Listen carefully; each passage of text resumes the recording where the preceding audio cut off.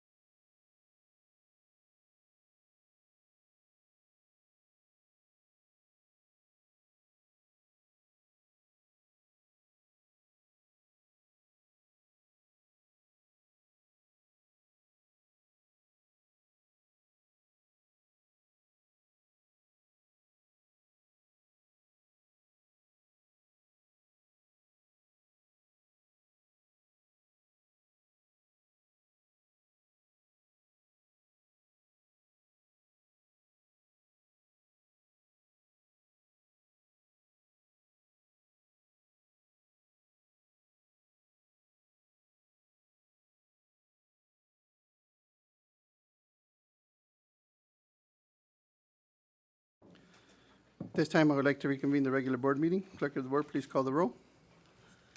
Arencibia? Emerald? Here. Lopez? Here. Lopez Zepeda? Here. Solis? Present. Aguirre? Here. Flores? Here. Okay, we will now hold a moment of silence and the Pledge of Allegiance led by our board member, student board member, Ms. Flores. And if you could please keep in mind Mr. Mike Mejia, firefighter from National City that passed away last week, and his family.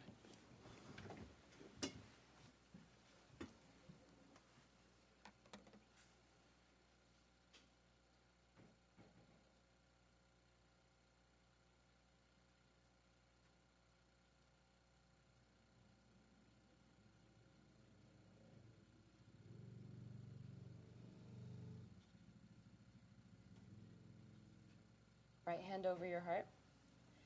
Ready, begin. I pledge allegiance to the flag of the United States of America and to the republic for which it stands, one nation, under God, indivisible, with liberty and justice for all.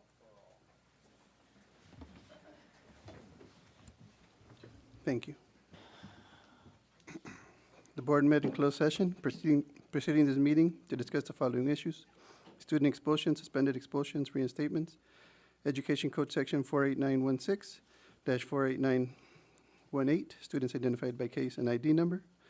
2, public employee discipline dismissal release, Government Code Section 54957. 3, conference with legal counsel, existing litigation, paragraph 1 of subdivision D of Government Code Section 54956.9. 4, conference with legal counsel, anticipated litigation, paragraph 2 of subdivision D of Government Code Section 54956.9. 5, conference with labor negotiator, Government Code Section 54957.6. The board took the following action. Moved by Lopez Cepeda, seconded by Emerald, to approve the reinstatement of one student with a vote of Arancibia yes, Emerald yes, Lopez absent, Lopez Cepeda yes, Solis yes. Moved by Lopez Cepeda, seconded by Arancibia, to approve the release and reassignment of 2 certificated administrators employed in the position of assistant principal to a certified position within the scope of their credentials pursuant to the Education Code Section 44951, effective at the end of the 2025-2026 school year, and direct the superintendent or designee to send out the appropriate legal notices. With a vote, Arancibia yes, Emerald yes, Lopez absent, Lopez Cepeda yes, Solis yes. Moved by Arancibia, seconded by Emerald, to approve the release and reassignment of 2 certificated administrators employed in the position of principal to a certificated administrative position within the scope of their credentials pursuant to Education Code Section 44951, effective at the end of the 2025-2026 school year, and direct the superintendent or designee to send out the appropriate legal notices. With a vote of Arancibia yes, Emerald yes, Lopez absent, Lopez Cepeda yes, Solis yes. This time I will entertain a motion to approve the agenda for the February 9th, 2026 regular board meeting. Do I have a motion? Second. Motion and a second. Flores? Yes. Arencibia? Emerald? Yes. Lopez? Yes. Lopez Zepeda? Yes. Solis? Yes. Motion passes 5-0. Okay, the board is pleased to welcome Chula Vista Middle School Principal Ulises Hernandez, who has a presentation for the board.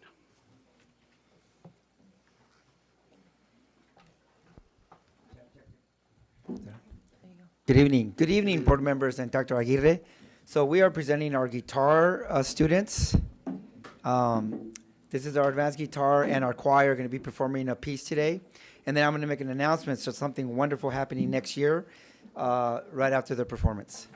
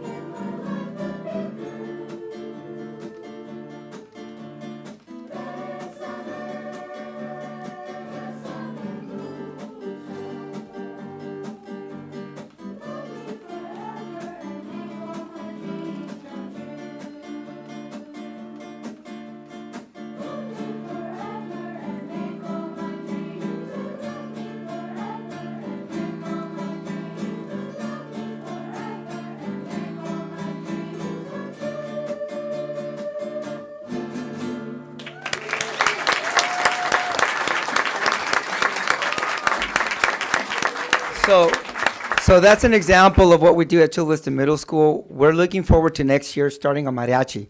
And our teacher is going to be Victor Vivero, who does the choir and guitar. So he's the one who led these students. Not to mention, he didn't know I was going to say this, but he's also teaching at San Diego State, a mariachi up there. So he's multi-talented. So yes. Now, students here, how many of you are doing mariachi next year? There's going to be our first mariachi, so we have some 7th graders that are going to do it next year. So we're looking forward to a great next year and building visual and performing arts. They all performed this past Friday, at our school for the Future Cavalier Night. And man, they did it. The energy there, the confidence that they had, that's what we want to continue on at Chula Vista and just grow the VAPA program. So thank you for having us. Thank you.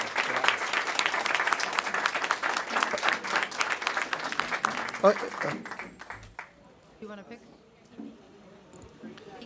Well, thank you all for coming. That was fantastic. I think some of you guys should join the Gypsy Kings.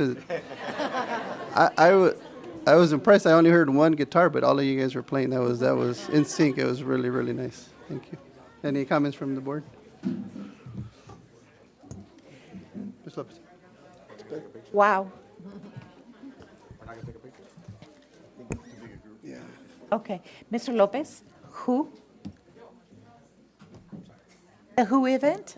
Oh, yeah. Oh, yes. Yeah. Yeah, wonderful, wonderful. I'm always happy to see and enjoy all of the wonderful talent that our schools and our students have. It's wonderful. Thank you. Thank you. Anybody else? I appreciate it. I'll go.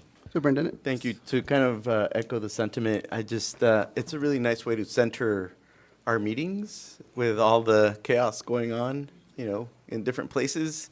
It's really nice to have us centered around why we do what we do, which is to support our students. So thank you to Chula Vista Middle. Thank you very much.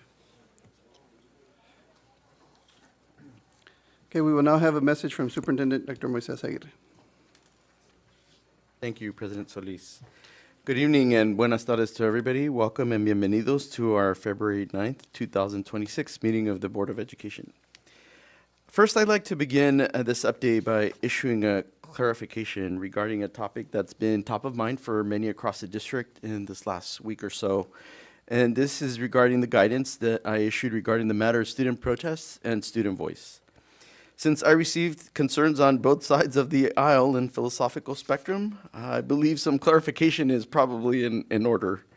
First, I'd like to address those who believe the guidance curtails student voice and self-expression. The guidance and protocol does not seek to curtail expression. Rather, it indicates that schools will work with student leaders to identify appropriate spaces on campus. This is in alignment with state requirements that include that students be allowed 1 instance of excused absence per year.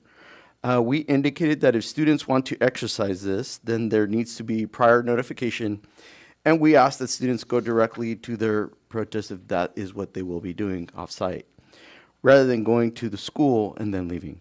The reason for doing this is that we have a difficult time with significant numbers of students leaving campus at any one time. Again, there is not a limit on expression, rather there are parameters to ensure safety. Secondly, I'd like to address those who were concerned about a perception of bias. While students are making their voices heard regarding the issue of federal immigration enforcement, the guidance holds true regardless of the subject matter. To insinuate otherwise is to somewhat project your own biases and prejudices. These protests could have just as easily been about the environment, taxes, or any other topic. The goal here is to ensure that the safety of students expressing themselves and not the subject matter. With that clarification out of the way, I will now get to more mundane updates and activities of all the district events. First, I want to mention the Rise Black Scholars Conference celebrating Black History Month took place at Southwest Community College. It was a great partnership and a great way to celebrate our African-American students, African-American staff. It was truly an incredible event with a great energy that was present. Thank you to the group of Black elders and to everyone who helped to make that happen. We had the district's credit rating on the Issuer Default Rating, IDR, was upgraded from an A rating to an A+ rating, and the underlying stated rating was reaffirmed to AAA, which means stability, and this was done by Fitch. I also had an opportunity to attend a great event kicking off the YMCA annual fundraiser event, where we saw a good number of educators there. I also had an opportunity to attend the district-wide counselor in-service to honor National School Counselor Month, with a special shout-out to Ms. Christy Araki for Counselor of the Year. Congratulations to Ms. Araki. Also, a team of district leaders and board members attended a tour of the new VIBA Resource Center right here in Chula Vista, and it will be accessible to all of our employees. I want to say thank you to VIBA for being such a great partner and opening this resource center, which will include a wide array of services, including culinary classes, acupuncture, and other health and wellness opportunities. And with that, that concludes my update. Gracias por la oportunidad de servir. Thank you, Superintendent Aguirre. And now we will have a message from Ms. Elizabeth Flores, our Student Board Representative. Thank you, President Solis. Good evening, everyone. I hope everyone is well and enjoyed their Super Bowl weekend. Going into Black History Month, our students have been embracing their cultures and showing their spirit by participating in our district-wide BSU Spirit Week. In addition, at my home school, Otay Ranch, our Black Student Union hosts a school-wide BSU assembly on the last day of February. Otay's BSU is the only BSU in our district that hosts a school-wide Black History Month assembly. Through events such as the RISE Conference, Officer Training Days, and others, ORHS BSU has been sharing ideas with other schools in hopes that a Black History Month assembly can become apparent within every school in our district. I want to emphasize the importance of these district events that allow our BSU and other students, our BSUs and other students to connect, learn from each other, and ultimately improve their cultural clubs on campus. I would also like to address how important it is for our students to feel comfortable in embracing their heritage and cultures, especially in these times of uncertainty for many. Recently, several students on our district's campuses have been participants in a national walkout to protest current government policies, myself included. I appreciate how our district, principals, and superintendent have handled these situations, as they are very delicate circumstances. While emphasizing that our priority is always student safety, it is also extremely important that we do not silence student voices. Although protest was not encouraged, our schools notified us students that it was acceptable, as well as even admirable if done in a safe, conscious manner. I am proud to see my peers stand for what we believe in. Sometimes our passion and advocacy can be mistaken for anger or a naivete.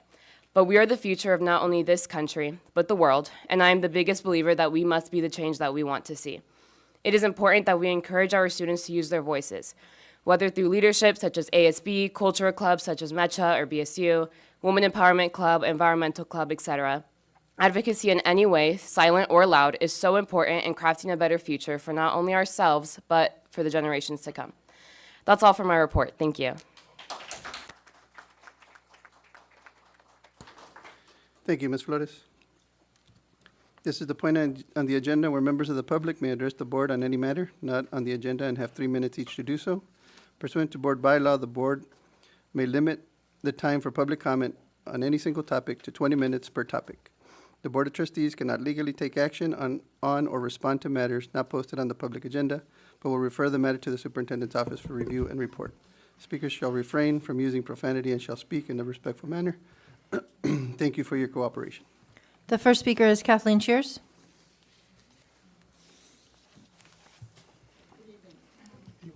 As you know, I am a Sweetwater graduate. My children, 8 of the 9, and my eldest 2 grandchildren, also graduates. Today, a very proud day for me as my grandson began his teaching career in another district, teaching 11th grade English. Travis attended Rancho. Tom Rodrigo, his principal. TJ, as we call him, many times describing Mr. Rodrigo, is a no-nonsense kind of old guy. Funny thing is, Rodrigo wasn't old then. I used to pick him up after school, and I remember the day he shared he had the most beautiful PE teacher, only to find out it was Lee Romero's wife. He then transferred to Benita Vista High under the excellent leadership of Bettina Batista. Benita Vista High chosen by his parents because of TJ's high intelligence. TJ would often speak of a Mr. Eric Helly, I hope I'm pronouncing that correctly. His English teacher, Mr. Helly, demanding in an inspiring way excellence from his students. My grandson was motivated and driven by Mr. Helly to do his best always. That inspiration will undoubtedly be cloned as a bar for TJ to reach as a teacher. Ms. Ronnie Pietla, now AP, another name who helped TJ become the young man he is today. I remember once at a Saturday youth basketball game, him pointing to a man who had come down out of the stands, taken a couple minutes to give him some play tips. He didn't know the man, I did, Alex Estrada, the then boys Eastlake basketball coach. Don Dumas, TJ's high school teacher and coach, a man who speaks in inspiration. It wasn't all about the game, it was who Mr. Dumas wanted his players to become as men. Coming full circle into adulthood after San Diego State, once again it was the Sweetwater District playing a role in TJ's career choice. Subbing, then long-term subbing for Principal Akala, yet another mentor at Chula High, where a few of the teachers took this college graduate under their wing and offered advice and guidance. I've shared this for twofold reasons. Don't let me get emotional. The obvious, I am proud. He is now a second-generation Sweetwater educator, inspired by a mother who is herself a premier sped whisperer teacher, and a father who is one of the finest men I know, who is also a district employee as a custodian.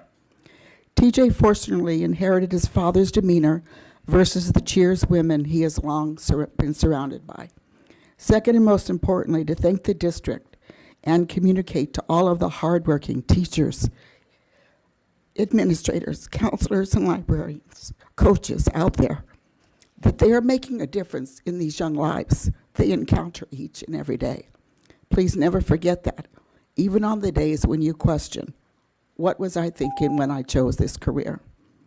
Remember, there are many Travises out there who have gone on to use the tools you shared and the mentoring you inspired them with.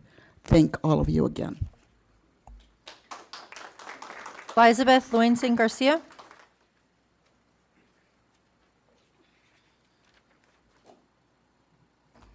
Good evening, President Solis, trustees, Superintendent Aguirre, and colleagues. I'm Lizabeth Luensin Garcia, President of the Sweetwater Counseling and Guidance Association. Tonight, I'd like to continue with my intentions to present 321, 3 celebrations, 2 areas that need attention, and 1 compliment. Our 3 celebrations, like Dr. Aguirre mentioned, congratulations to Christina Rocky, counselor at Launch Virtual Academy, for being named SCGA School Counselor of the Year. Ms. Rocky amplifies student success every single day, especially in the virtual space.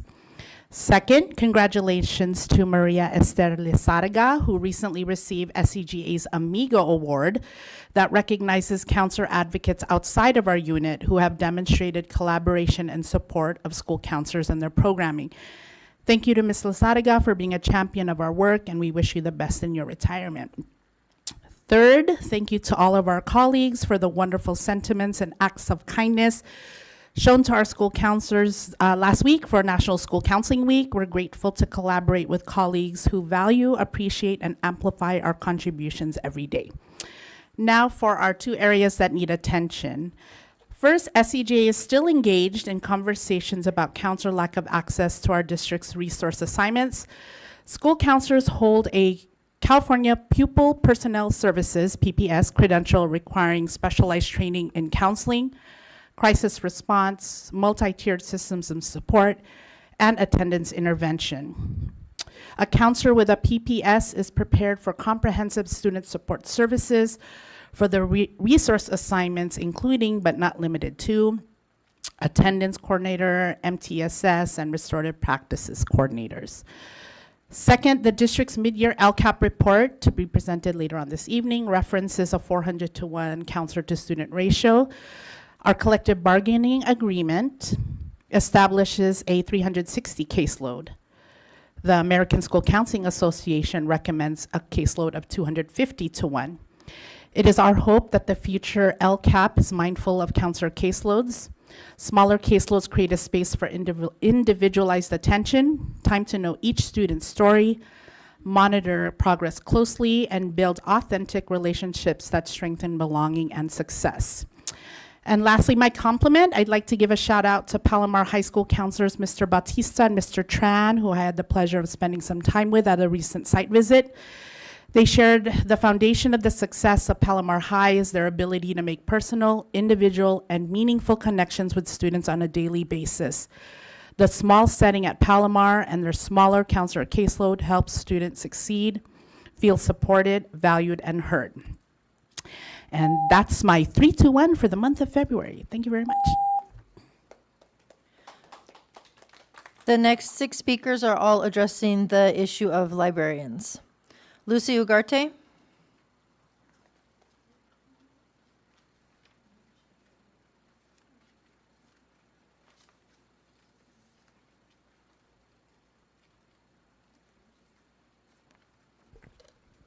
Good evening, President Solis, trustees, Dr. Aguirre.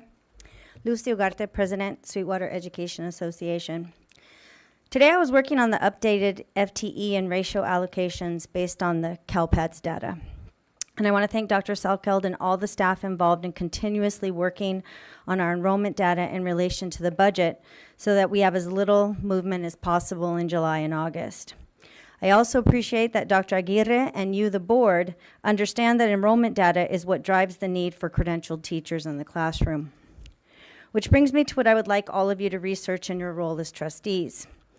SEA works closely with CTA in keeping an eye on the governor's proposed budget up until it becomes the actual budget. In the proposed budget for 26-27, there are 3 lines in addition to the COLA. Special Ed Base, which is $3.19 million for Sweetwater. SSPD Discretionary, the Student Supports and Professional Development, which is $16,060,000 for SUHSD.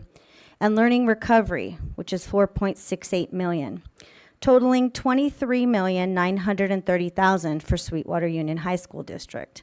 This is in addition to the proposed 2.4 COLA, but without the $5.6 billion the governor did not include in his proposal, which for SUHSD is about $30,080,000. I mentioned this additional almost $24 million because in all basic communication regarding the governor's budget, it is not mentioned. All we hear is that COLA is going to be funded, and the Prop 98 funds will not. While the ideal is that Prop 98 will ultimately be funded with a little encouragement and perhaps litigation, the reality is that this almost $24 million will be as it is included in the governor's proposed budget. Please look into whether this proposed money can be used in an appropriate way to support our students and help in making our librarians full-time. At minimum, it could free up money somewhere else in the budget in order to do so. In a time where suppressing knowledge and education seems to be the goal, an act of rebellion and advocacy for our students would be full-time access to libraries. SEA again asks that FTEs be used to make our librarians 1.0 full-time equivalents. Finally, Tuesday, February 17th, before school at every site, we will be welcoming our students again. Please join us. Thank you. Sylvia McBride.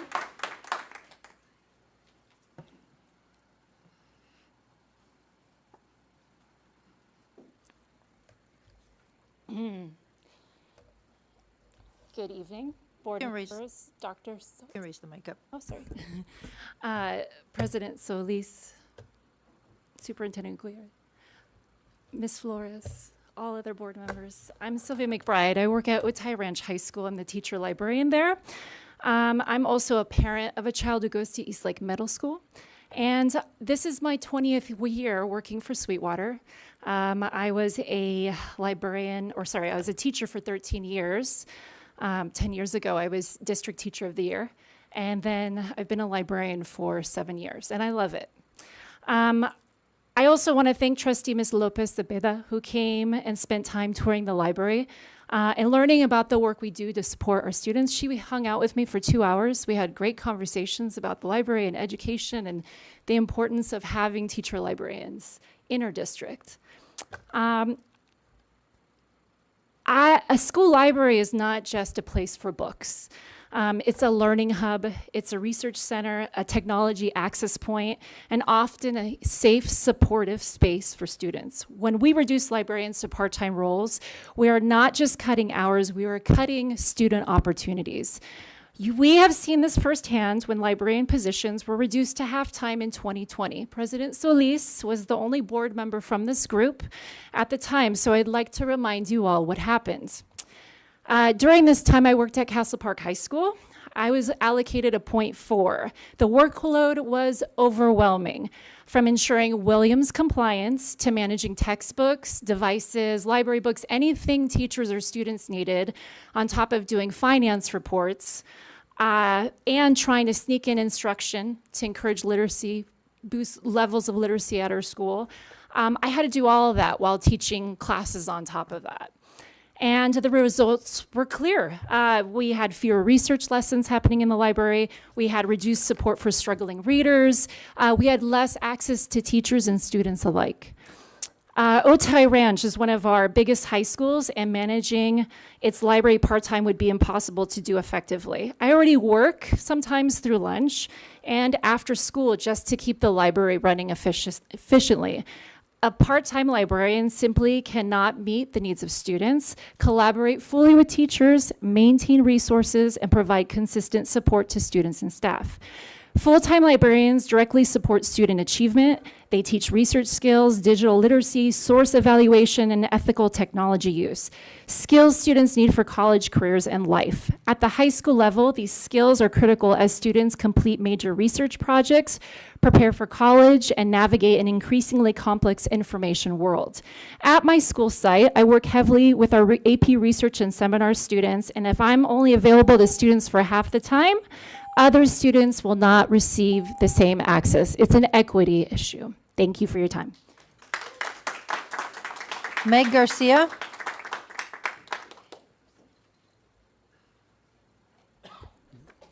Hello, ladies and gentlemen, and good evening. I'm Meg Garcia, and I'm a graduate of Sweetwater High School, and I have taught 29 amazing years at Sweetwater.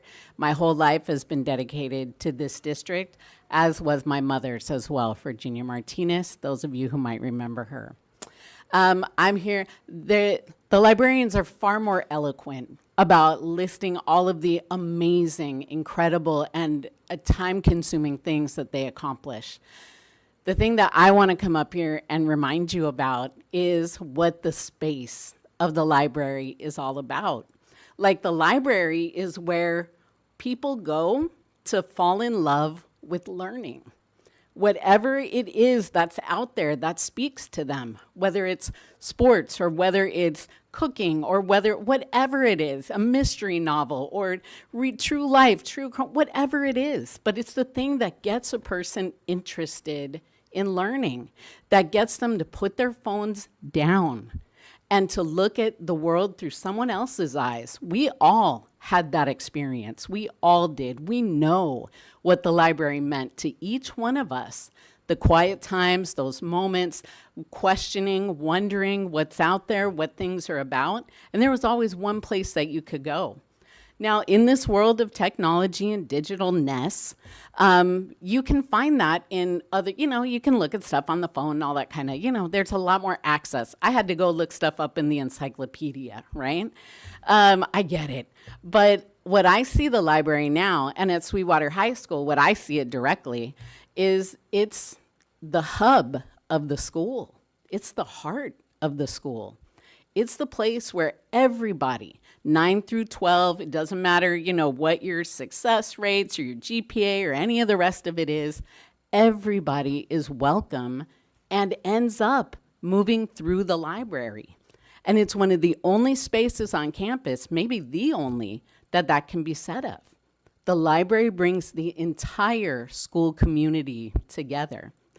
And to close down the library, to shut it down, to add more onto our librarians' already ridiculously full plate is harmful to the quality of our education, the quality of the people that we're putting out into the world. Like, we really need to sit back and think about what taking away from the library, what it really takes away from. So don't forget that space where you fell in love with learning, because there are kids right now who are doing exactly the same thing, and don't take that from them. Thank you. Jessica Davis.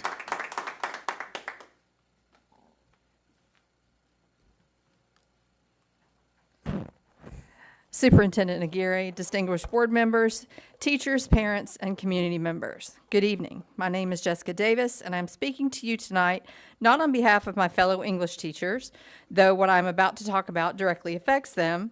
I'm speaking to you in support of our district's teacher librarians. Perhaps even more importantly, I am coming to you on behalf of our most precious and vulnerable resource, our students.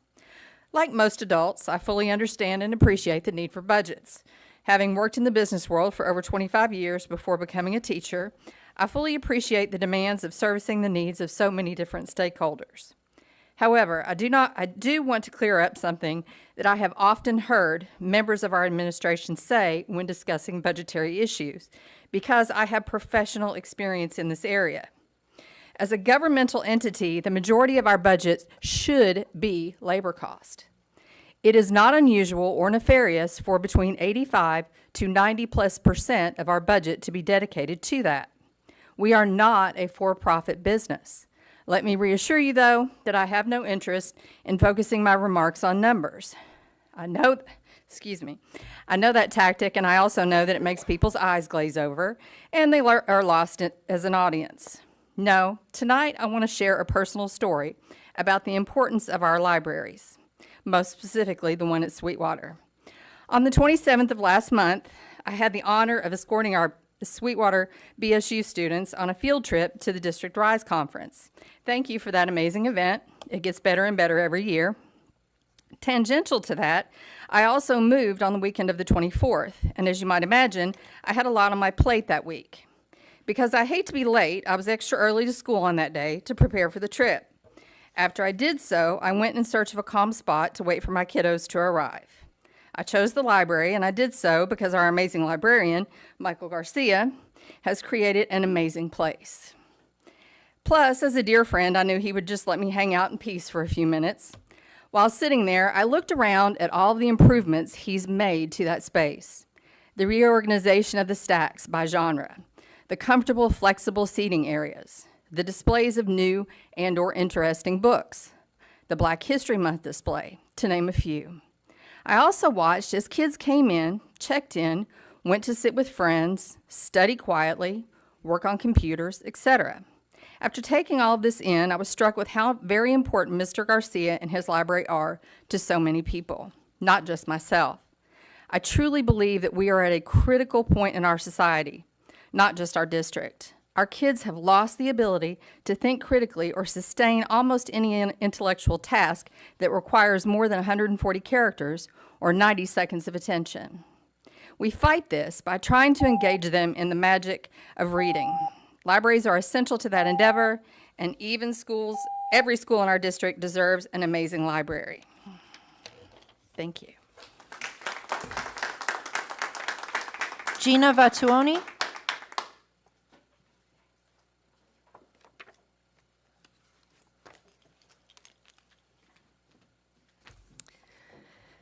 Good evening, Dr. Aguirre and Sweetwater trustees. I'm Gina Vatuoni, the proud teacher librarian at Mar Vista Academy. I'm here tonight to speak about the critical role that librarians play in school communities. You wouldn't shop at a grocery store that was only open 3 days a week. You wouldn't buy a car that only worked half the time. Dependability matters in every relationship. Reliability isn't about occasional usefulness, it's about predictability. When something is only sometimes available, people stop planning around it and eventually stop using it. A school library works the same way. When librarians are part-time and the library is closed half the time, trust erodes quietly but deeply. Teachers stop designing lessons that depend on it. Students stop seeing it as a cornerstone of learning. A closed library sends a clear message about priorities, that access to information, literacy support, and safe learning spaces are optional rather than essential. Over time, that message reshapes school culture. Let me tell you a little about Mar Vista Academy's school culture and the role libraries play. Since January 12th, 53 class novels and 135 free reading books have been checked out. Doesn't sound like much, but that means 25% of our school population is choosing to read for pleasure. Every single day this semester, between 41 and 78 students, about 12% of our entire school, are in the library during lunch.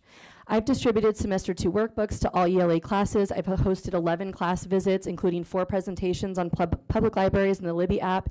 8th graders in Ms. Mohammed's science class presented projects to staff, judges, and peers in the library.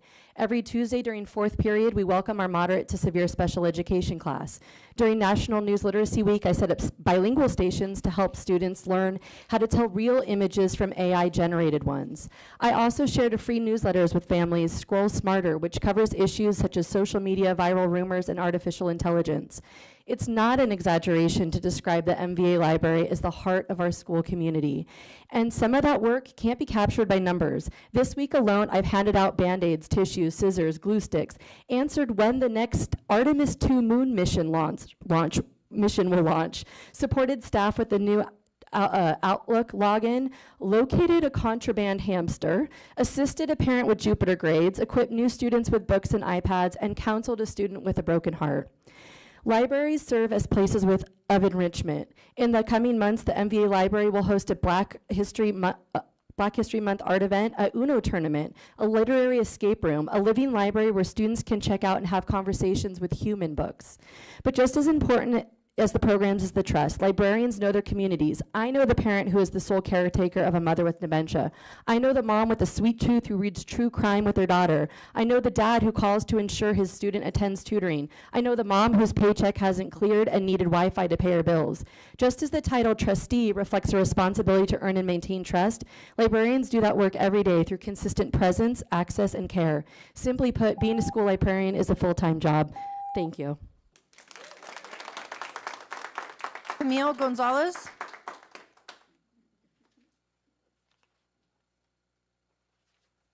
Good evening, Dr. Aguirre, President Solis, and members of the board. Thank you for allowing me the opportunity to speak tonight. My name is Camille Gonzalez. I'm the librarian at Eastlake Middle School. I'm a graduate of the district, and I've been a librarian in Sweetwater for 23 years. I recently came across, in light of the decision to reduce credentialed librarian services to 60%, I'm here to advocate for full-time credentialed librarians in all of our schools. I recently came across a quote from the Roman poet and philosopher Lucretius, which says, "Life is a long struggle in the dark. The future is ambiguous, the past can become obscured, and good things never come easy." What I admire about this quote is that it's not meant to be defeatist or bitter towards life, but to point out that life is difficult, so we have to look for the light to illuminate us. Many of our students come from disadvantaged communities and are facing tremendous obstacles. Communities and immigrant families are living in fear of being deported and torn apart. Wages are not keeping up with rising living costs, leaving families struggling to make ends meet, and even facing homelessness. Our students are caught in the crosshairs with a tremendous responsibility to make their lives and the lives of their families better. The light that we find in this darkness can be lots of different things to different people. Education and opportunity are some such light that make a lasting impact on humanity for the better. A quality education is made up of many different facets, with literacy and access to resources being critical to student success and opportunity for a higher education. Library staff with credentialed librarians provide research instruction, up-to-date and relevant library collection, literacy resources, and safe spaces for all students. Credentialed librarians work directly with students daily and can have a tremendous positive impact on their lives, providing additional support outside of the classroom. Librarians and librarians should be accessible to students all day, not just part-time, so that we can be the resource our students and communities need and deserve. Our students are resilient, strong in spirit, and our hope for the future. If you invest in full-time credentialed librarians, we'll return on the investment in the services we provide to Sweetwater students. Librarians share the district's goals for the achievement and prosperity of our students. Thank you. No further speakers. Thank you. Clerk of the Board, will you please read the items being pulled from the consent agenda? Yes, I have one change to read out on board item 04. There are 6 ID numbers that are being added to the backup resolution. This affects the fiscal impact, which will be updated to read a total of 156.1767 FTEs with 176 people affected. Those changes will be made upon approval. The following items are pulled: F3 by staff, F6 by staff, and G3 by staff and the public. Okay, thank you. Do I have a motion to approve the consent agenda? So moved. We have a motion and a second? Second. Flores? Yes. Arencibia? Yes. Emerald? Yes. Lopez? Yes. Lopez Zepeda? Yes. Solis? Yes. Motion passes 5-0. Sorry about that. All right. F3? Any comments? I just wanted to say, give a couple of comments. The first of which is I wanted to talk about the RISE conference, and I work at a college, right? And I visit, different festivals and kind of recruitment practices for our Black student unions and African American students. I want to be straight up with you. What we're doing at Miramar is hands down one of the best ones in the county, if not the state. It was just amazing to see 500 students literally fill up the Performing Arts building over at Southwestern. And it was just really amazing to me. I mean, because I see at my school district, we try to have that number and we can't reach it. And so it's just want to give props to Dr. Moore. I want to give props to the elders, including Trustee Dumas, because he has been an important cog in actually creating that that kind of collaboration between the two schools. And the other part too,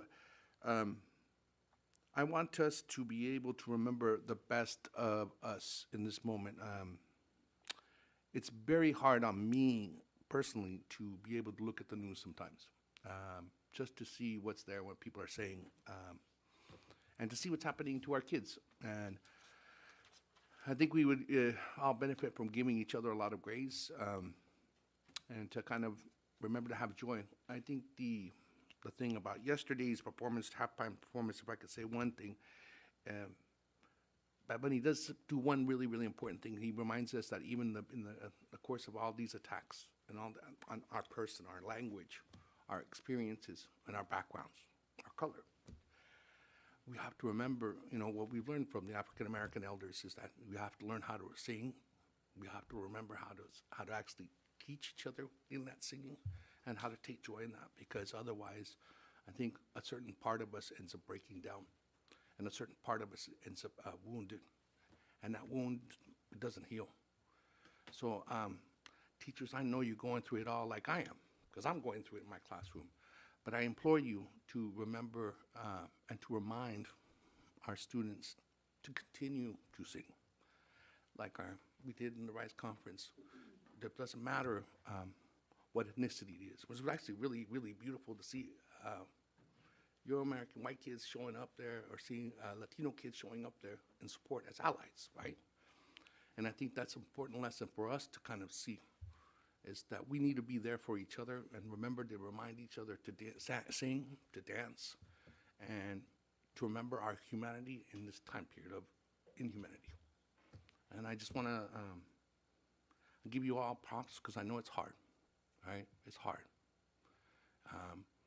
And it doesn't matter what aisle of the political spectrum you're at, it's hard. But we have to be here for each other. We have to be here for our kids, especially our kids who don't have any other place to go. And I'll leave that at that. Thank you again. Thank you, Dr. Arancibia. Lopez Zepeda? Yeah. Good evening, everyone. First of all, I'd like to say that I appreciate and thank all the librarians and their colleagues who came in and shared comments for support for full-time librarian. Thank you for doing that. I know it's late at the end of the day. I also attended the RISE conference at Southwestern College. a great thank you to the BSU elders. They did a wonderful job. It was beautiful to see that auditorium full, over 500 students. It was beautiful. I also attended the Viva Resource Center. That is going to be a great place. Too bad it's not bigger. Lots of opportunities for relaxation and exercise that are free for us. I also attended the district counselor's professional development day at the beginning. And the most nerve-wracking and emotional event that I participated was the Hilltop Middle School Spelling Bee that was run by Miss Erin Southam, which is the librarian at Hilltop. It was really stressful, especially towards the end. Again, there are so many wonderful things that are happening throughout the district, and I feel very privileged to be able to visit and attend and see all of the wonderful things our students are doing because of the hard work that our teachers do, our librarians do, our counselors do, the administrators. It's everybody, not just one person or one group. It's all of us working together. With that, I succeed. Thank you, Ms. Lopez-Peda. Any other comments? Yes. Oh, go ahead, Ms. Emerald. I'm sitting here reflecting on all the speakers who came speaking about the libraries and the importance of libraries, especially for young people who are just beginning to learn what a book is, and a quiet space where they can learn and be entertained. I was slightly dyslexic coming up. I would mix my words up, and I was left-handed, and they tried to make me right-handed, whatever the science is. But I didn't really read well in school. But after school, I'd get on my little bicycle and ride over to the community library. And there, I could explore every aisle and pick up books that I didn't understand, but it was so much fun to just sit and open books and learn to read on my own without feeling the stress of people tittering about my, stumbling on words or not knowing how to pronounce things. And I know that made a difference for me. Always a slow reader, but hey, in broadcasting was okay. I had to speak slowly. But it made a huge difference for me. And the people around me created a safe space. And then at the end of the day, I'd take my little card, I'd check out a book and ride my bicycle back home. And I always had something new and different to read. And it inspired me to do better in school. So I understand from the earliest age how libraries have impacted me. And it hurts my heart that so many of you work so diligently to help kids appreciate a book or learn how to operate a computer. And as a trustee, I'm going to work harder at helping us get more resources for our libraries. We really do need them, and especially for kids who feel a little disenfranchised, like they don't belong, they don't have a club or a clique. They can always find peace and something to celebrate in a library and in a book. So thank you for your hard work. And I promise I will be here to help lobby on your behalf. I don't know how the superintendent's going to feel about it, listening to me, but I think it's really important that we gear up and make sure our libraries are doing as much good for everybody as all of our hardworking teachers and other employees here in the district. Let's make them shine. That's what I say. Thanks for your time. Thank you, Ms. Emerald. Any other comments? Okay, we'll move on to F6.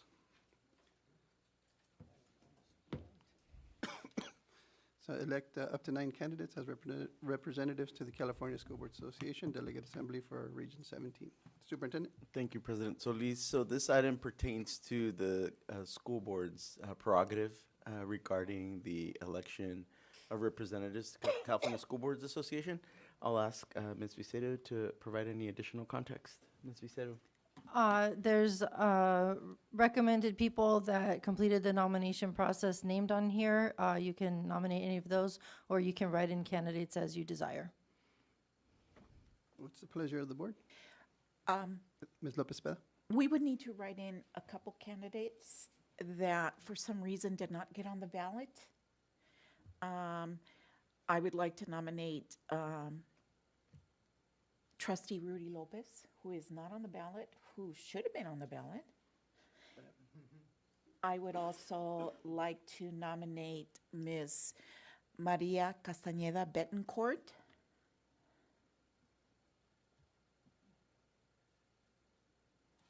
And he's already on there. Okay. That's all I can come up with on the top of my head. Second that motion. So those two, Those two plus, yes, thank Yeah, you, plus- Mr. plus the Solis. four The that are on. 5 names listed on here plus Yes. the 2 write-ins. okay. Yep, yes. Is that Please. your motion? Yes. Yes. We Thank have a you. motion and a second. Thank you. Flores? Yes. Arencibia? Emerald? Yes. Lopez? Yes. Lopez Cepeda? Yes. Solis? Yes, Motion passes 5-0. thank you. Okay, moving on to G3. Superintendent? Thank you, President Solis. On this item, this is an update regarding the mid-year update regarding the local control and accountability plan. For this item, I will ask Dr. Alvarez to make the presentation. Dr. Alvarez. Good evening, Dr. Aguirre, Mr. Lopez, board members, community. Thank you for being here. Before I start, it says about 50 pages. Believe me, I will not spend more than 25 minutes going over this, and hopefully a little bit less. I said 15 and then questions. Because people see the report and then they're like, oh my gosh, this is just way too long. 5 minutes could do it too. So each year we have to do an LCAP update. And it'd be good if I could change. Is it not working?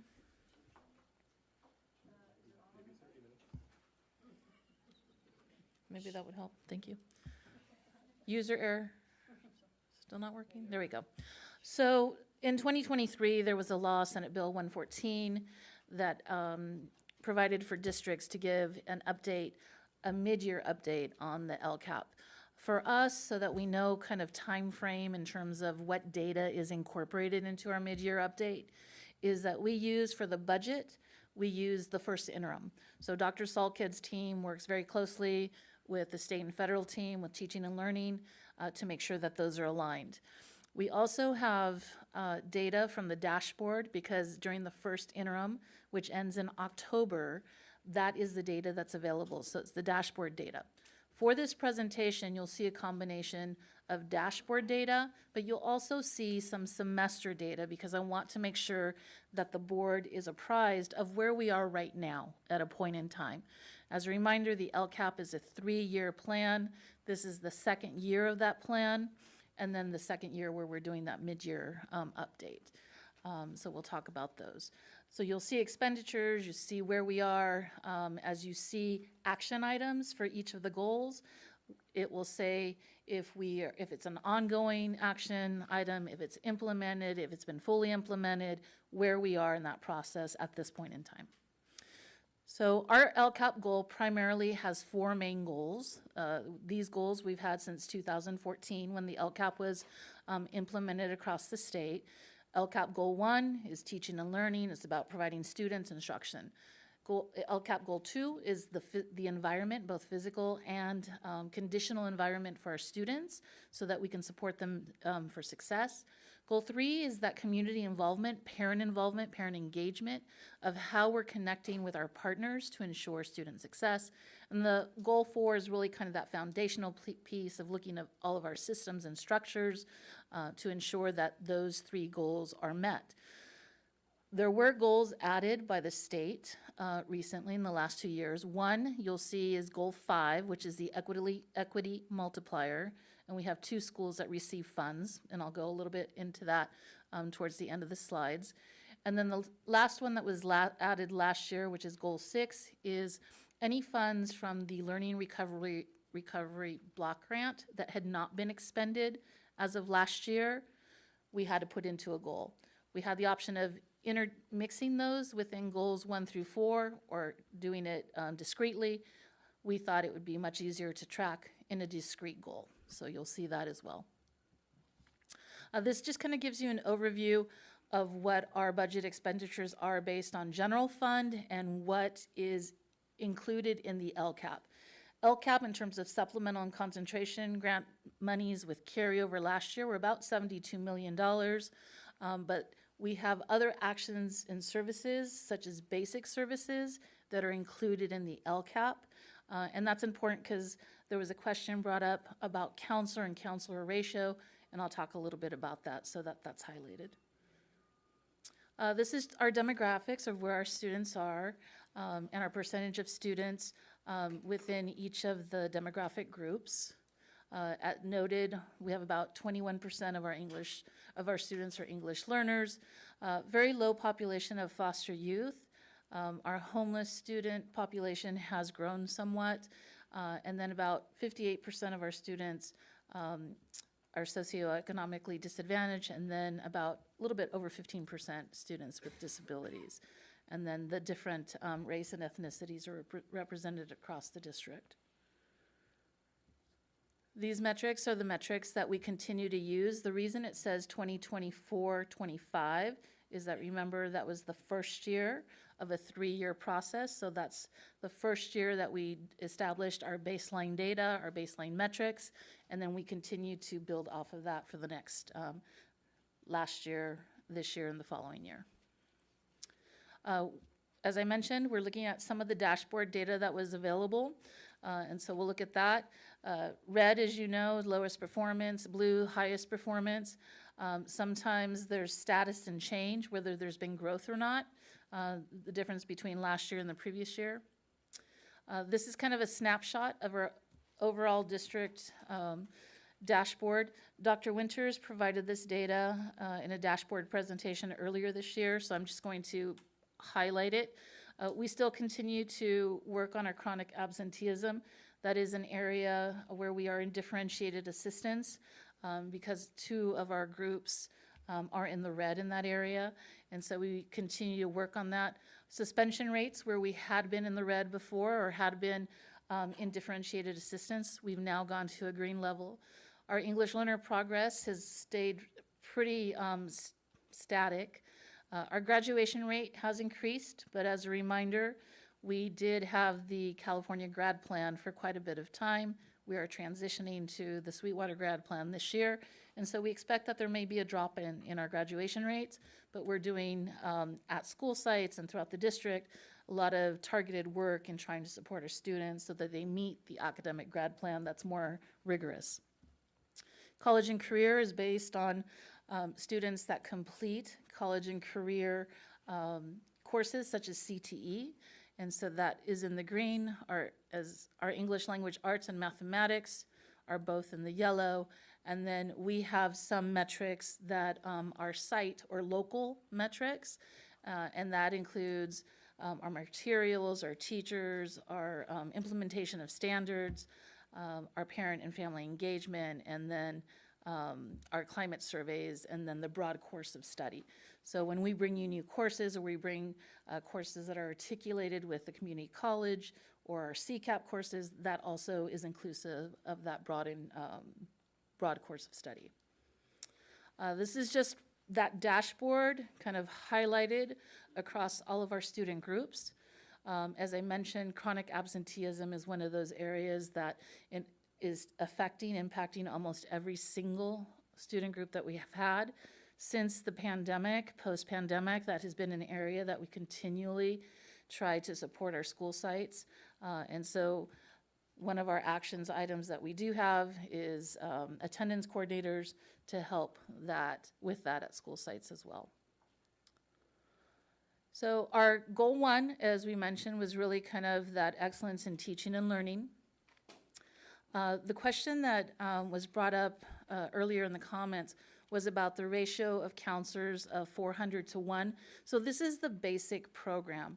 All of our LCAP, when we look at whether it's goal 1, 2, 3, or 4, or even 5 and 6, if it's a 0.1 of those are all the basic programs. So those are things that we offer at base. Anything after that is going to be that supplemental supports that we're augmenting funding for school sites based on that. So for this instance, we staff at a basic rate for our teachers at 30-1 out of general fund. With the LCAP, you'll see that we reduce that in some cases 28-1, for our English learners 25-1, and with bilingual classes 28-1. The same thing occurs with counselors. So in 1.4 of the LCAP, it has an item where it lowers the ratio from 400 to 360-1. So just a clarification. Sometimes it gets lost in, and I was not as explicit as I could have been in the PowerPoint. So just want to make sure that that's noted. Other things that we do in terms of ensuring additional, as I mentioned, we lowered class size. We offer additional supplemental for our bilingual courses. We have our TOSAs, our teachers on special assignment, our PD, our professional development, our pathways, and then we support school leadership teams. Additional, we have our site interventions, our summer school. A large amount of the funding for summer school comes out of the LCAP, as well as library and media centers and the supports for the librarians throughout the school district. We also support our after-school programs, and then our testing, tutoring, interventions, those types of supports. As mentioned, counselor guidance support is one of the elements that's included in this goal 1. And then all those elements with the advanced placement, IB, PSAT for our 11th graders, where we pay for them to take that. Continued, these are all pretty much the same thing, except for there are some departments that are supported through the LCAP. And so those are included in there. And the one that I want to highlight, which is new, it's an addition, as we look at continuing to retain our high-quality teachers and staff across the district, support for the salary increases, and retaining fully credentialed staff maintains it. It's one of our high-level priorities, and so those were added to the LCAP as one of the elements. So what are some of the metrics and data that we utilize for the LCAP? As I mentioned, we use some dashboard data, which is earlier data, but we also have some of our semester data. And so we're looking at comparison of middle school Ds and Fs. Dr. Winters shared this data previously, but I just wanted to highlight, once again, our overall D and F rate has gone down, nominally, but it's gone down. And, you know, success in a course at middle school then leads to success in courses at the high school, which then predict GPA as one of the biggest predictors for academic success. So we want to just make sure that that's something that's continually being dropped so that we have less Ds and Fs across the board. This is the high school data. The high school data, there is much more of a significant drop between last year and this year. So last year overall was 16%. This year it's at 9.8%. And once again, if we have students that are able to graduate, that is a long-term predictor for success. Some of the data that we've looked for site interventions of what they've done, there's the after-school programs, there's the before programs, there's Hey Tutoring. We've invested quite a bit in Hey Tutoring. Some of the metrics that include that are the number of students that they've served. We have them at all the school sites, the comprehensive school sites, and also Alta Vista, East Hills Academy, Palomar, and the alternative sites. And we've added, through additional funding, through title monies, supports there as well. This is the mid-year data that we have for seniors on track for graduation. So over 72% of our students are on track. We have about 27% that are missing at least one or more courses.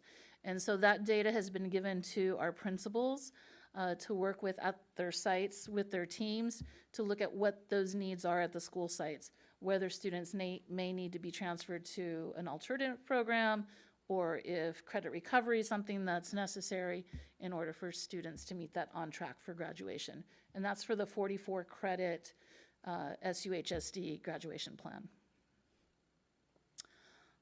This is just kind of gives you an overview by site, the same thing, and the number and percentages of students that need some additional support. Oops. The career and college indicator, we're in the green. It talks about each of the student groups and where we are. We don't have any students that are in the red, which is great. Unfortunately, some of our students with disabilities are in the orange. Everyone else has either stayed status quo or increased. And then one of the ones that, in this district, especially in a border community, we continue to try to develop is the biliteracy, the seal of biliteracy. As you see, there has been a decrease. Part of that is because the requirements have become more stringent over the last 5 years. So before, the requirements didn't require a particular GPA, may not have required a certain level on the SBAC. Now those requirements are there, so they're a little bit more stringent. So we're wanting to make sure that our students are able to pass the SBAC at a particular level, and then the GPA requirements to make sure that they're able to pass the seal of biliteracy. We've seen this data before. Once again, our AP exams over the last 5 years, and actually, if we look at over the last 11 years, we have continually grown. In the past, we had about 53% passage rate. We're now at 67% passage rate. So many more students taking exams, many more students passing, and we've continued to grow AP exams that students take. So we added AP African American Studies, we've added AP Seminar. There have been courses across the district that have been offered, and so more and more students are taking those opportunities. Once again, AP is one of those indicators. If a student passes an AP exam with a 2 or better, it really is kind of a strong predictor for college success once again. And it's not just college success, it's making sure that they're successful for whatever transition they want to do post-high school. So we want them to be prepared for both career, college, but it's their choice and not a choice that's made for them. So this is where I was telling you that as part of the expenditures, we have to look at where we are with each of the action steps. As a reminder, Goal 1 has 33 action steps, so I'm not going to go through each one, but it gives you an idea of where we are. Once again, I just want to point to 1.4. That's where that counselor reduction is from 400 to 360 to 1. It also allocates for those sites that have smaller have an allocation that supports smaller school sites, such as Palomar, their caseload. We also have the district teachers on special assignment, the lower class size for teachers, the staffing ratios. Just continued with some of our actions and services that we have here. I'll just continue those because summer school, as you see, summer school, right now, there's only 63,000. Remember, summer school doesn't start till June, although I'm sure it'll be here very faster than we think. But we have 6.25 allocated. All of our schools will have summer school at the middle school, and then we have our 6 sites that we'll host across the district for the high schools. Okay, so that was LCAP Goal 1. LCAP Goal 2, once again, remember, it's that safe and healthy learning environment. So you're going to see a lot of those systems of supports for our students here. Once again, this is the district-based program. That's 1.1.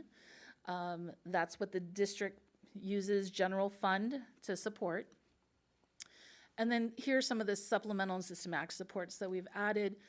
We've added supports for the after-school programs, our attendance coordinators, our MTSS supports at school sites, some of our PD, our libraries, some of additional counseling supports, mental health staff, and then our support for our foster youth and homeless. We've also included our resource officers here, school resource officers, psychologists. We had increased the number of campus assistants, and then ASB advisors, nurses, and then some additional supports for custodial in terms of after school. Once again, just looking at both the physical and emotional supports for our students. With this one, we're looking at the chronic absenteeism. It's one of the ties. If students are feeling safe and welcome, they'll be at school. And so that's one of the areas that we continue to look at. We have an 18.6 chronically absent rate, and so the idea is that we look at this year to try to lower that so that we continue to ensure and offer that our students are in school. And this is the absenteeism rate. This is middle school. Once again, at a point in time now, we do see, compared to last year, a decrease. So 19% last year at this time, we're now at 13%. As you notice, our foster homeless youth certainly are faced with some issues that make it difficult sometimes for them to attend school. We have a department surrounding support for our students. We continue to apply that. Our English learners as well have dropped in terms of their chronic absenteeism, as well as our students with disabilities. So we see a good solid trend coming for next year for our middle school. And the middle school is the one that is attributed in the dashboard. They don't count the data for our high schools. It's kind of the same thing, just an overview of where we are with suspension rates. Our suspension rates were a differentiated assistance area for us a few years ago. We did some very targeted support with that, and we are now in the green. And so we have declined 1.4%, which has been very helpful and supportive.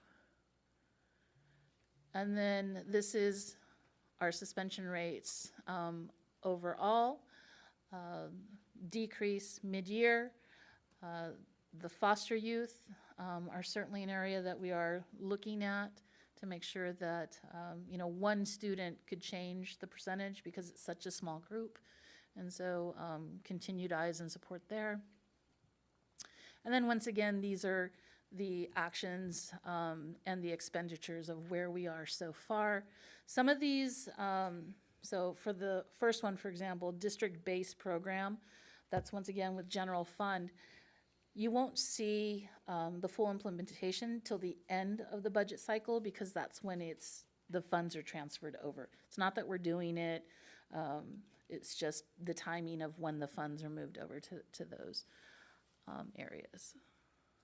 We'll go there. Once again, just some of the areas for us: crisis response, homeless foster outreach and support, facilities.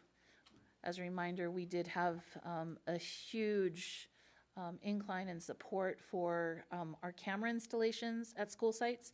And so you'll see that there's $8 million attributed to that.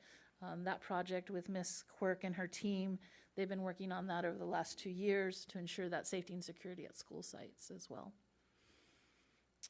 And then goal 3 is the parent, community, guardian, community engagement and supports, and really kind of that fostering that welcoming environment for our schools, making sure that we have, whether it's our parent centers or our CRFs, our community relations facilitators, helping at the school sites to welcome our staff and our students and our parents in particular. These are some of the supports that we have with the counselors, the community relations facilitators, parent training that we provide. And then here are some of the metrics in terms of participation. We used to use our social media engagement, but I think with our new platform, that's a little bit harder to monitor. Doesn't give us nearly that data, but we are finding other ways to monitor engagement other than just being present at a meeting. So we continue to look at how we develop that. And then once again, here's the funding and supports for that.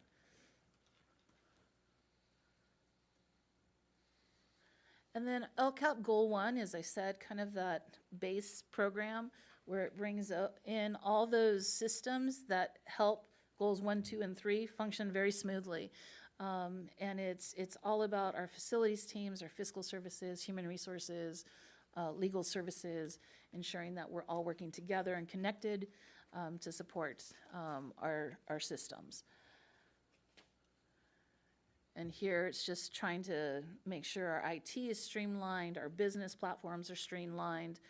For a long time, Infor was one of the huge platforms that we were implementing to ensure that all systems were talking to each other.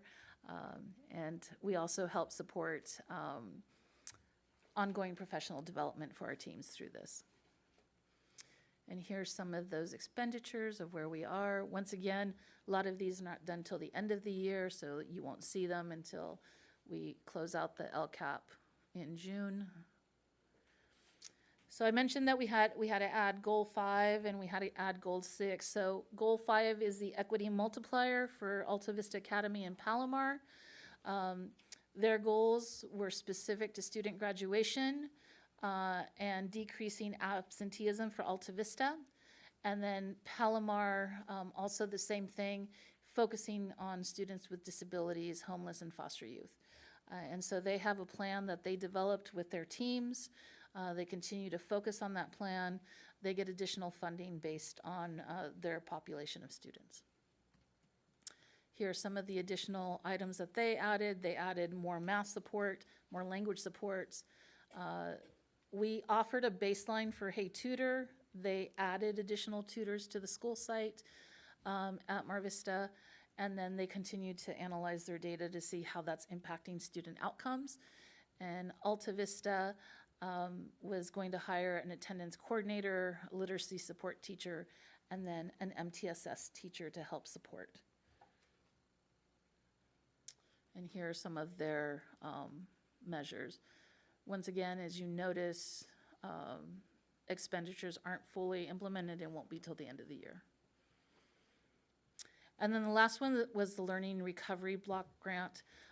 We put a lot of funding in there to look at professional learning communities, credit recovery, the visual and performing arts to support our students based on their academic needs, and also providing targeted interventions for them. And then here are some of the funding sources and where we are. Okay.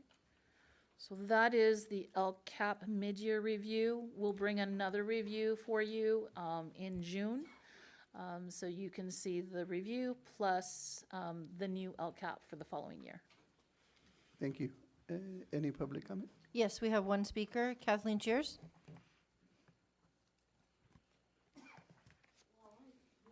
Myself on knowing quite a bit about Sweetwater. I spent 2 days on that report, and after listening to Ms. Alvarez, it's clear I don't know. I'm not going to say what some people know I would say. So I'm just going to kind of do this. In reviewing all the financial info included in the report, I question what happens to the monies not used. It just shows when someone like me looks at it, if you look at the numbers, there's a lot of disparity. We only have 4 months left to go. So I will be paying close attention, Ms. Alvarez. And you do excellent reports, by the way. To piggyback on Trustee Aaron Sibia's comment, as a privileged white woman, please remember, not all old white persons support ICE or our current administration and are extremely frustrated that all we have is empathy and voices to fight the bigotry. I had a conversation with Maddie Adato today, and I told her, Maddie, start putting aside money. And she said, for what? I said, because I'm going to need it when I end up in the federal prison for my monthly package if things continue to deteriorate the way they are. I'm 76. What else do I have to lose? I went over to my daughter's house last weekend, and there is a taco truck down the street. Best tacos in the world. So I went down there to get some. As I walked up, well, I was the only gringo in the whole place, right? I immediately felt, you know how we are. We're adults. We get that feeling. I felt it. And so I walked up. I couldn't read the menu because unfortunately, I only learned Hola Paco Que Tal when I went to Spanish and didn't learn anything. So I went up and I was standing next to this gentleman about 40 years old. I said, "Excuse me, sir, could you interpret that for me? You know, what I'm looking for are fish tacos." And so he told me the number. And so I said, "Thank you very much." And it was amazing how him just having that little bit of dialogue with me, everything changed. I'm 76.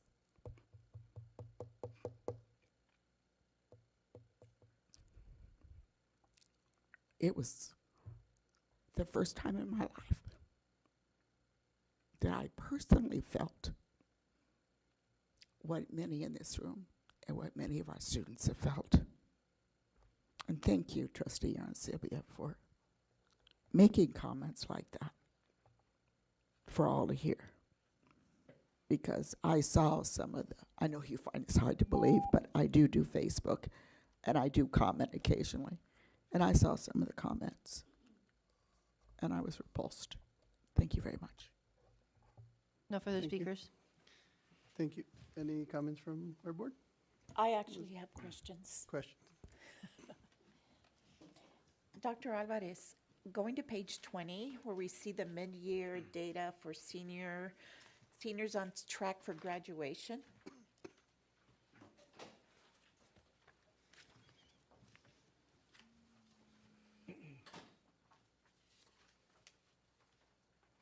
Some of those numbers are really, really scary of the kids that are not on track.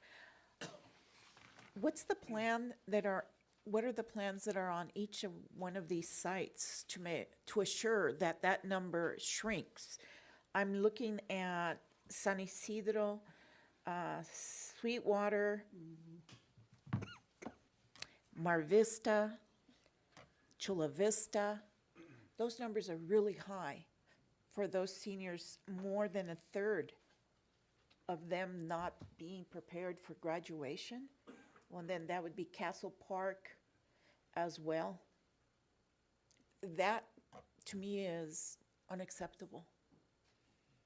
Are there plans in place?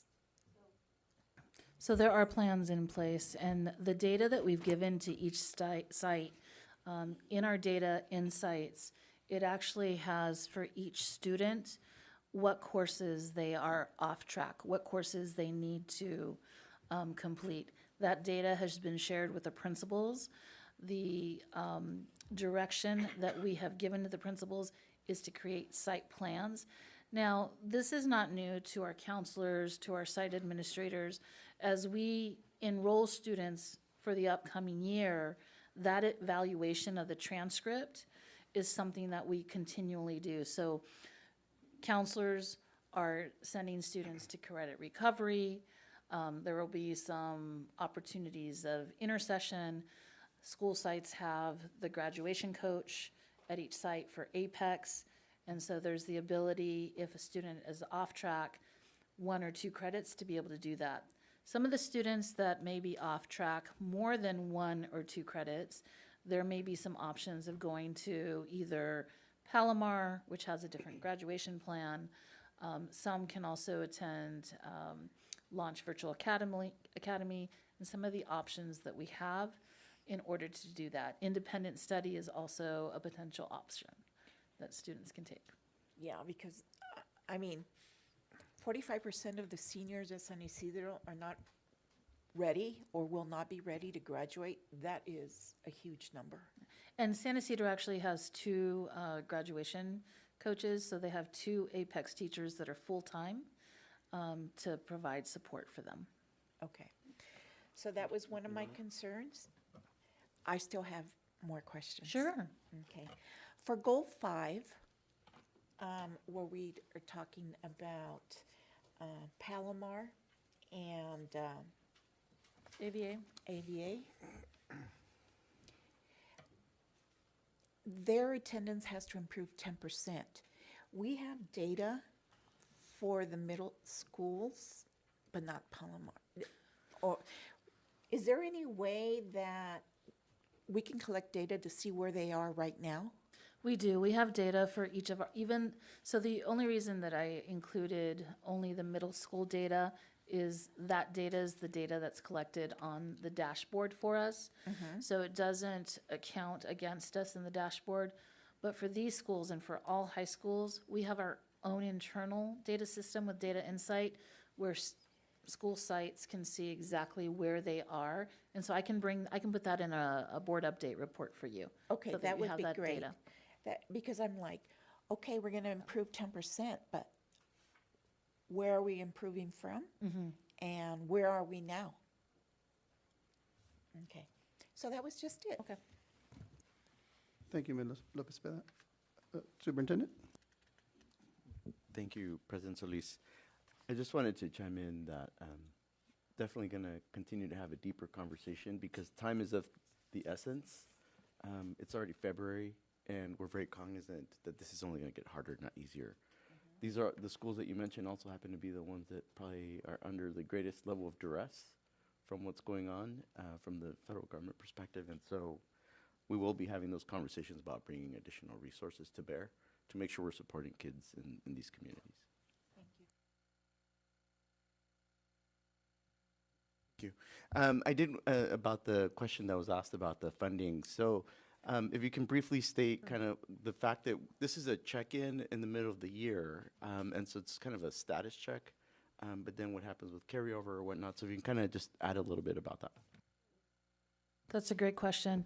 So up until 2 years ago, Dr. Salka, I think it was 2 years ago, the carryover fell to the bottom line of general fund. So per state code, if we had $20 million that was left over, it would just go to the general fund and it could be allocated and used however we so chose to do so. 2 years ago, that changed. And so we actually, within the LCAP, the one that we bring to board 2 times in June, the LCAP carryover is identified specifically of what actions and services it's going to be attributed to for each of those. So it's not any longer just going to the general fund, bottom line. Now it goes specific to actions and services so that we continue those metrics and those supports for students. Thank you, Dr. Alvarez, for that. No further questions, comments? All right, with that, this meeting's adjourned. Thank you.